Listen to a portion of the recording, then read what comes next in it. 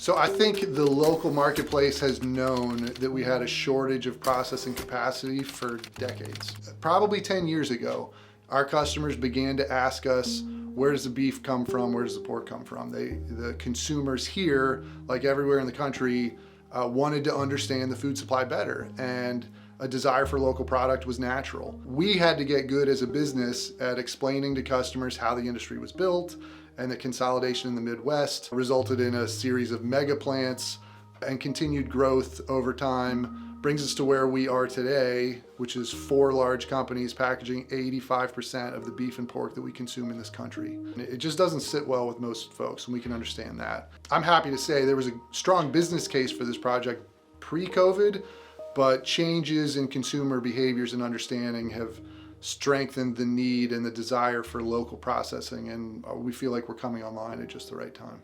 What this facility can do is capture more of the value chain in the food system and keep it here in West Virginia, and that's just an undeniable win. With the abattoir opening, we knew there was going to be an influx of jobs, and there isn't necessarily anywhere for people to learn how to cut meat around here as a trade. So we developed an apprenticeship program through the Department of Labor where we can train people how to cut meat, but in a professional way, and formalize it. That way, at the end of the day, they're an expert in our field and can do any job that we need them to do in the facility. We'll teach them everything from how livestock are raised and genetics that go into it, all the way through feeding, bringing the animals to be processed, into what a customer might want, whether it is a restaurant or a retail customer in a grocery store. With people leaving the area all the time and people saying that there aren't jobs here or people don't know what to stay here for anymore, it's only a positive, and we can not only convince people to stay here, we can also convince people to come here with a program like this because it doesn't necessarily exist in other places. Humane handling is paramount with this position and with our mission statement.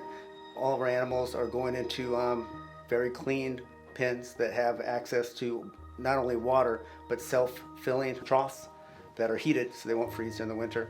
Sanitation, most people think it's what happens at the end of the day, but it's actually the first step of a clean process. We already know people care more about where their food comes from than ever before.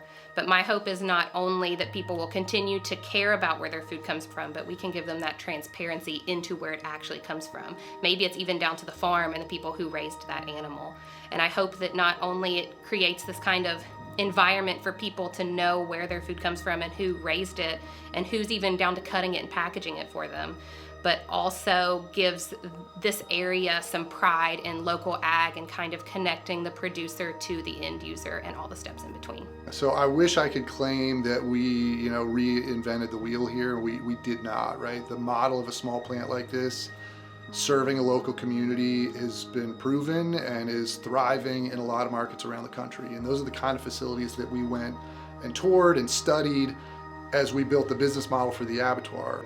Local communities will support a local meat industry. They want and prefer a meat product that is locally raised with traceability attached to the product, and we're putting ourselves in a position to tell our existing customers, but also future customers, exactly where the product came from and assure them that it was processed in a modern food safe facility. We are going to put local producers in a position to brand their product appropriately, to capture premium value, and I think you're going to see more options to buy local meat directly, whether it's from us or someone we do business with, or just your local neighboring farm is going to have better options available for sale. That's our hope.